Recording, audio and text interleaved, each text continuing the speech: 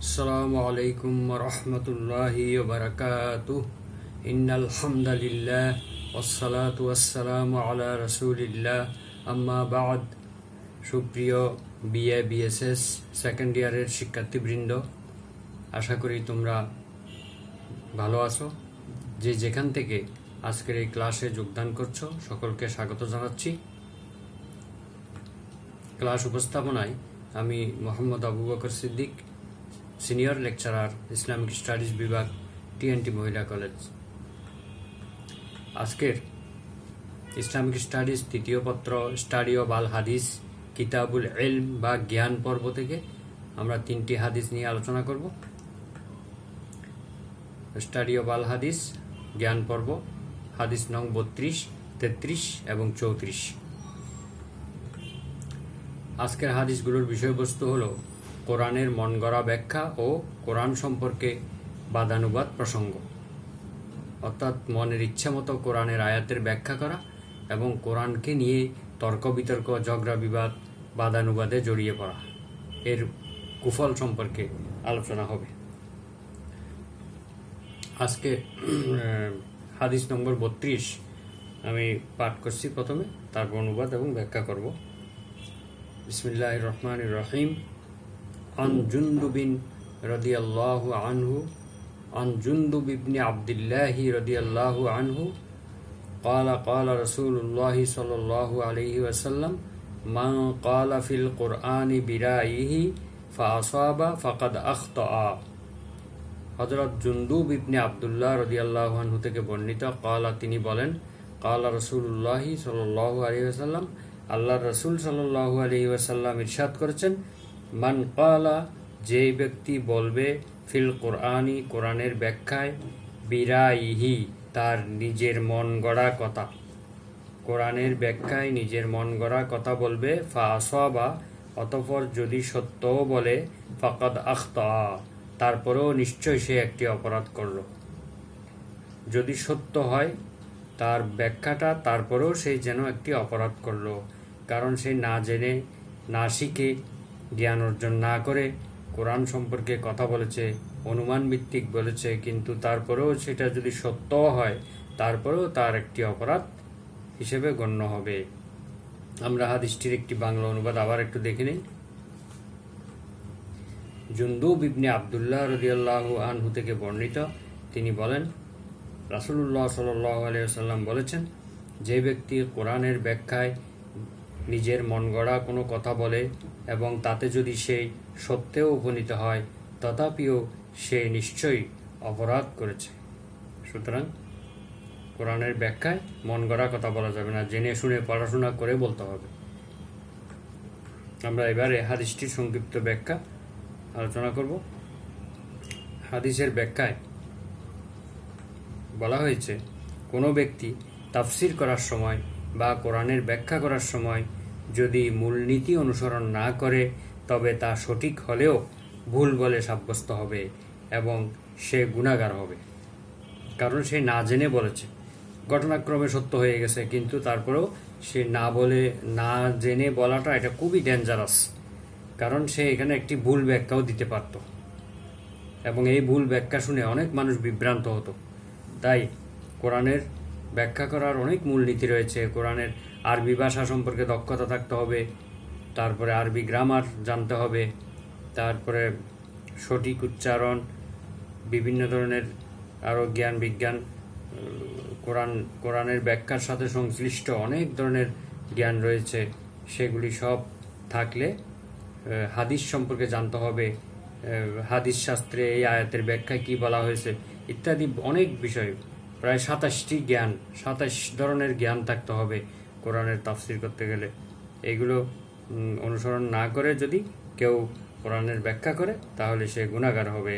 অনুমান করে কথা বলা বা আয়াতের ব্যাখ্যা করলে তা ঠিক হলো সত্য, কিন্তু এরূপ অনুমান সর্বক্ষেত্রে প্রযোজ্য নয়। তাই সঠিক ব্যাখ্যা হওয়া সত্ত্বেও মুফাসসির তাফসিরের মূলনীতি অনুসরণ না করার কারণে গুনাহগার হবে। কারণ এই ধরনের তাফসির করতে গেলে সে একটা হয়তো সত্য হয়েছে, কিন্তু বাকিগুলো তো মিথ্যাও হতে পারে এবং ভুলও হতে পারে, তখন তো মানুষ বিভ্রান্ত হবে। তাই এটা করা যাবে না।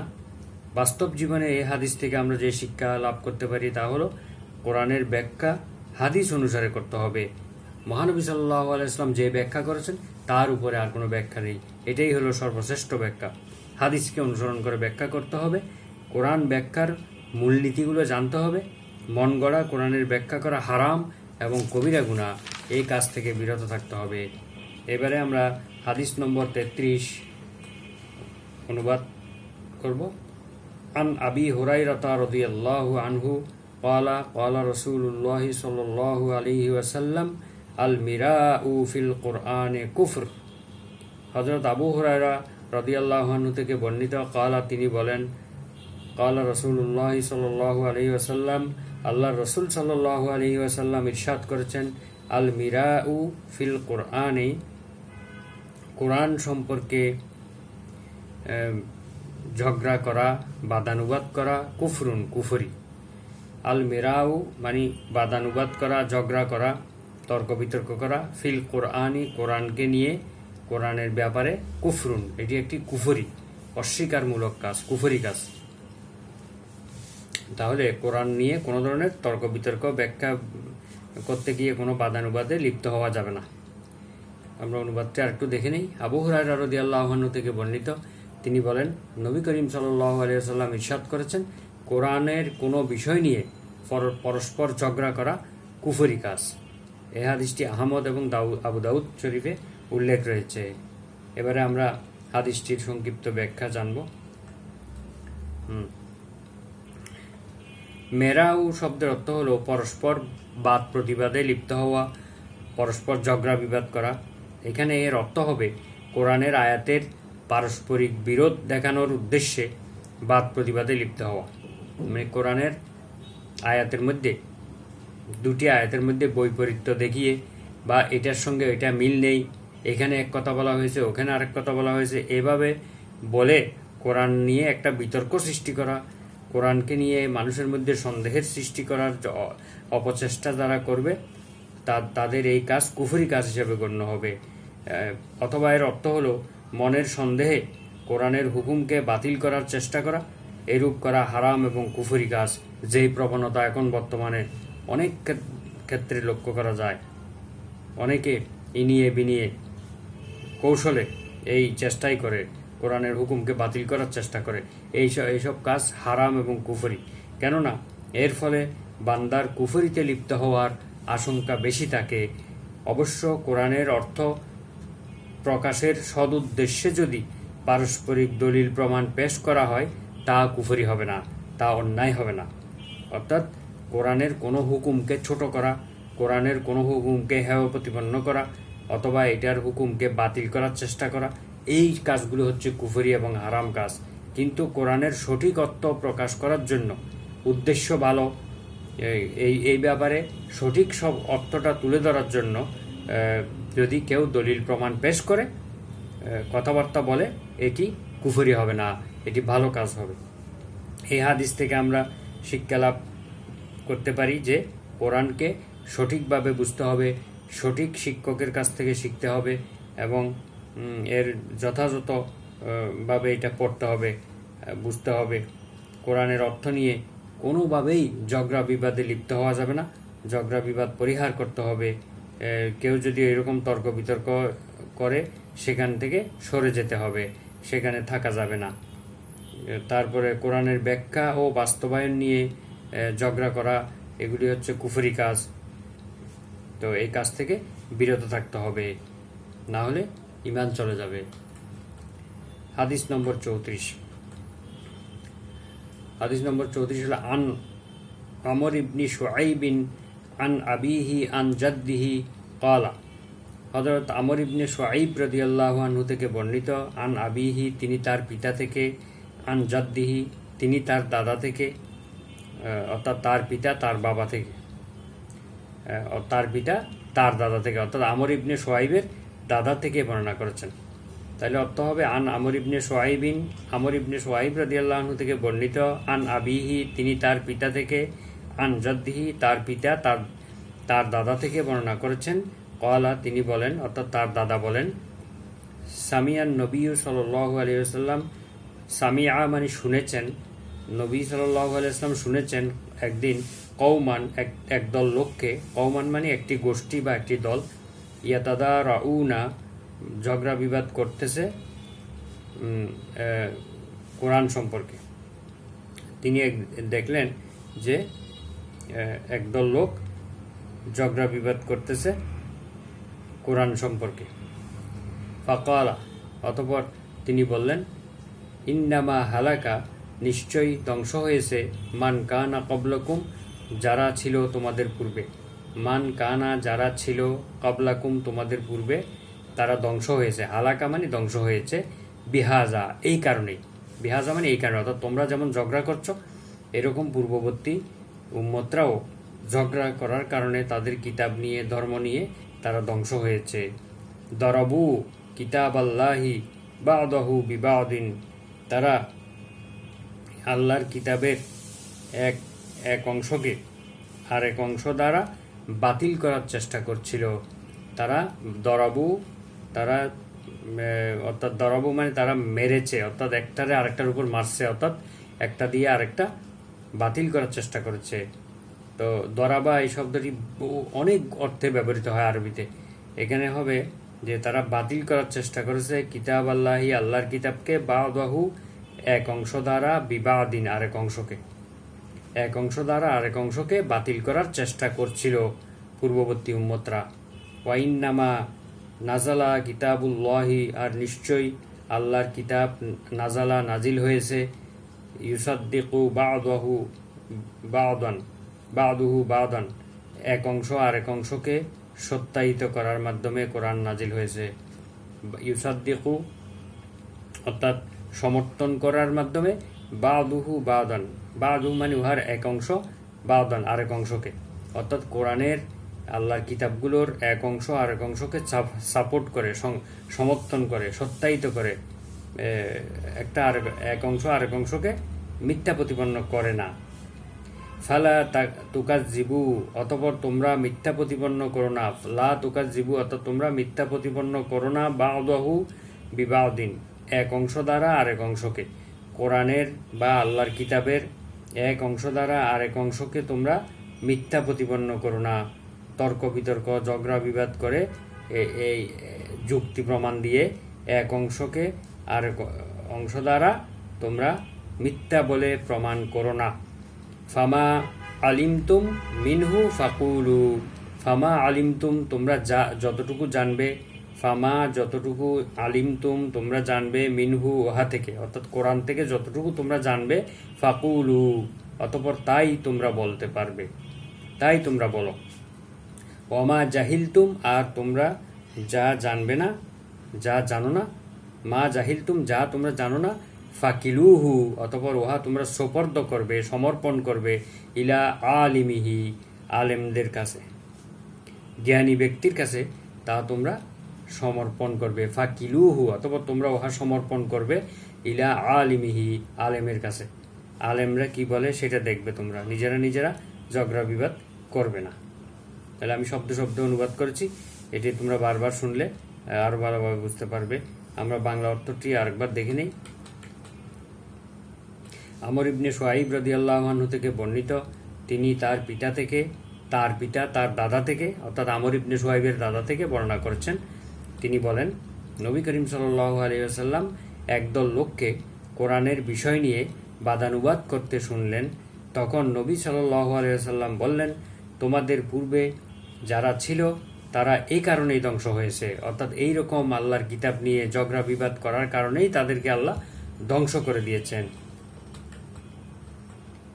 তারা আল্লাহর কিতাবের এক অংশ দ্বারা আরেক অংশকে বাতিল করার চেষ্টা করেছিল, অথচ আল্লাহর কিতাব নাজিল হয়েছে তার একাংশ অপরাংশের সমর্থন করে। সুতরাং তোমরা এর এক অংশকে অপর অংশের দ্বারা মিথ্যা প্রতিপন্ন করবে না, আর তোমরা তার যতটুকু অবগত আছো, যতটুকু জানো, শুধু তাই বলো, আর যা তোমরা জানো না তা জ্ঞানী ব্যক্তির নিকট সোপর্দ করবে, সমর্পণ করবে। নিজেরা এই ব্যাপারে সিদ্ধান্ত নেবে না। এই হাদিসটি আহমদ এবং ইবনে মাজা শরীফে উল্লেখ রয়েছে। এবারে আমরা এই হাদিসের সংক্ষিপ্ত ব্যাখ্যা এবং শিক্ষা জানব। মহাগ্রন্থ আল কোরআন বিশ্ব মানবতার হেদায়েতের একমাত্র নির্ভরযোগ্য গ্রন্থ। এর সত্যায়নে স্বয়ং আল্লাহ তাআলা পবিত্র কোরআনের শুরুতেই বলে দিয়েছেন, যালিকাল কিতাবু লা রাইবা ফিহি, এটি এমন একটি গ্রন্থ যার মধ্যে কোনো সন্দেহ নেই, কোনো ধরনের সংশয় নেই।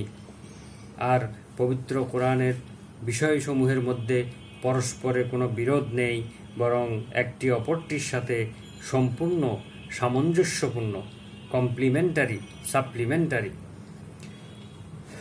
অবতীর্ণের সময়কাল আমাদের জানা না থাকায় অথবা আমাদের জ্ঞানের স্বল্পতার কারণে কোনো আয়াতে বাহ্যিক দৃষ্টিতে বিরোধ আছে বলে মনে হয়, মুনাফিকেরা এই জাতীয় আয়াতগুলো নিয়ে কোরআনের ব্যাপারে বিতর্কের অবতারণা করত, যেখানে সেখানে মূর্খদের সাথে বিতর্কে লিপ্ত হয়ে যেত। তাদের উদ্দেশ্য খারাপ ছিল, সঠিক অর্থ বের করার উদ্দেশ্য ছিল না, বরং কোরআনের বিষয় নিয়ে একটি সন্দেহ সৃষ্টি করা, বিভ্রান্তি সৃষ্টি করা, মানুষকে কোরআন থেকে দূরে সরিয়ে দেওয়া। এই অসৎ উদ্দেশ্যগুলো থাকার কারণে এই কাজটি হারাম হয়ে গিয়েছে, নিষিদ্ধ হয়ে গিয়েছে, কুফরি হিসাবে পরিগণিত হয়েছে। পূর্ববর্তী জাতিসমূহের ধ্বংস হওয়ার কারণগুলোর মধ্যে এটি ছিল অন্যতম কারণ। তাই আলোচ্য হাদিসে মুসলমানদের এই জাতীয় গর্হিত কাজ থেকে সতর্ক করা হয়েছে। যদি মুসলমানরা এই ধরনের কাজে লিপ্ত হয়, তাহলে তারাও পূর্ববর্তী জাতিগুলোর মতো ধ্বংসে নিপতিত হবে। এই হাদিস থেকে আমরা যে শিক্ষা লাভ করতে পারি তা হলো, পবিত্র কোরআন একমাত্র অথেন্টিক বিশুদ্ধ গ্রন্থ। আকাশের নিচে জমিনে এই গ্রন্থটি আমাদের কাছে রয়েছে, যা সন্দেহমুক্ত, যা একমাত্র মহাজ্ঞানী আল্লাহ এর সন্দেহ মুক্তির ঘোষণা দিয়েছেন পবিত্র কোরআনের শুরুতেই। পৃথিবীর কোনো গ্রন্থকার, কোনো বইয়ের লেখক আজ পর্যন্ত বলতে পারেনি, কিয়ামত পর্যন্ত বলতে পারবে না যে আমার এই গ্রন্থ সম্পূর্ণ ভুল ত্রুটি মুক্ত, সন্দেহের ঊর্ধ্বে, এই কথা বলতে পারে না। পৃথিবীর লেখকগণ নিজেদের দুর্বলতা দিয়ে তাদের গ্রন্থের সূচনা করে, আর মহান আল্লাহ তাআলা, মহাজ্ঞানী আল্লাহ তাআলা তার গ্রন্থকে যাবতীয় দুর্বলতা থেকে মুক্ত হয়ে এবং সন্দেহের ঊর্ধ্বে উঠে তিনি পবিত্র কোরআনের বর্ণনা শুরু করেছেন। যালিকাল কিতাবু লা রাইবা ফিহি, এটি এমন একটি গ্রন্থ যার মধ্যে বিন্দুমাত্র সন্দেহ নেই। তো কোরআনে রয়েছে সকল সমস্যার সমাধান। কোরআনই বিতর্ক করার মতো কোনো কিছু নেই। পবিত্র কোরআনে বিতর্ক করার মতো এমন কোনো বিষয় নেই যা বাহ্যিক দৃষ্টিতে বিরোধপূর্ণ মনে হলেও কিন্তু এর মধ্যে এক অসাধারণ মিল রয়েছে, যা একমাত্র কোরআনের অভিজ্ঞ ব্যক্তি ছাড়া কেউ বুঝতে পারে না। এই জন্য সাধারণ মানুষের পক্ষে অনেক কিছু হয়তো বোঝা সম্ভব নাও হতে পারে। এই জন্য জ্ঞানীদের শরণাপন্ন হতে হবে, আলেমদের শরণাপন্ন হতে হবে, তখনই এগুলো ক্লিয়ার হয়ে যাবে।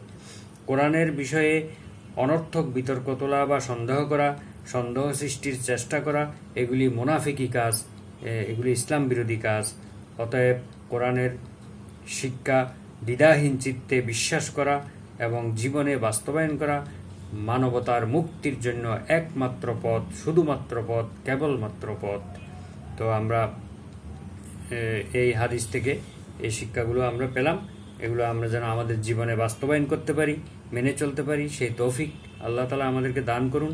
এই কামনা করে আজকের এই 3টি হাদিসের অর্থ এবং ব্যাখ্যা এবং শিক্ষা আমরা অনুধাবন করে আজকের ক্লাস এখানেই সমাপ্ত করলাম।